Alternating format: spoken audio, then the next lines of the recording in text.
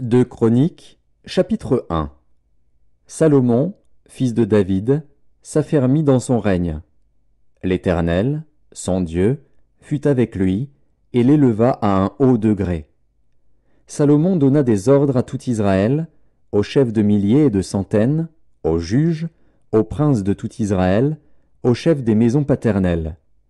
Et Salomon se rendit avec toute l'assemblée au haut lieu qui était à Gabaon. Là se trouvait la tente d'assignation de Dieu, faite dans le désert par Moïse, serviteur de l'Éternel. Mais l'arche de Dieu avait été transportée par David de Kirjath-Jéarim à la place qu'il lui avait préparée, car il avait dressé pour elle une tente à Jérusalem.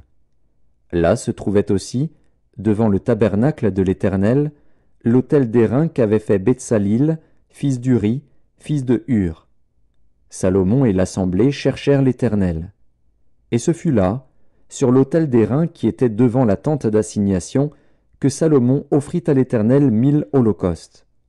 Pendant la nuit, Dieu apparut à Salomon et lui dit, « Demande ce que tu veux que je te donne. » Salomon répondit à Dieu, « Tu as traité David, mon père, avec une grande bienveillance, et tu m'as fait régner à sa place.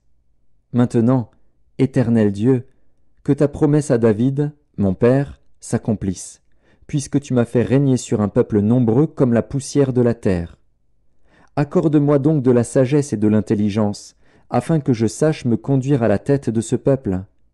Car qui pourrait juger ton peuple, ce peuple si grand? » Dieu dit à Salomon, « Puisque c'est là ce qui est dans ton cœur, puisque tu ne demandes ni des richesses, ni des biens, ni de la gloire, ni la mort de tes ennemis, ni même une longue vie, et que tu demandes pour toi de la sagesse et de l'intelligence afin de juger mon peuple sur lequel je t'ai fait régner, la sagesse et l'intelligence te sont accordées.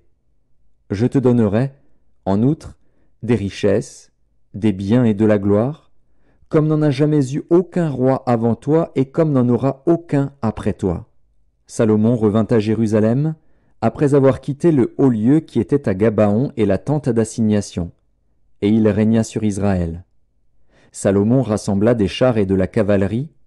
Il avait 1400 chars et 12 000 cavaliers, qu'il plaça dans les villes où il tenait ses chars et à Jérusalem près du roi. Le roi rendit l'argent et l'or aussi communs à Jérusalem que les pierres, et les cèdres aussi communs que les sycomores qui croissent dans la plaine.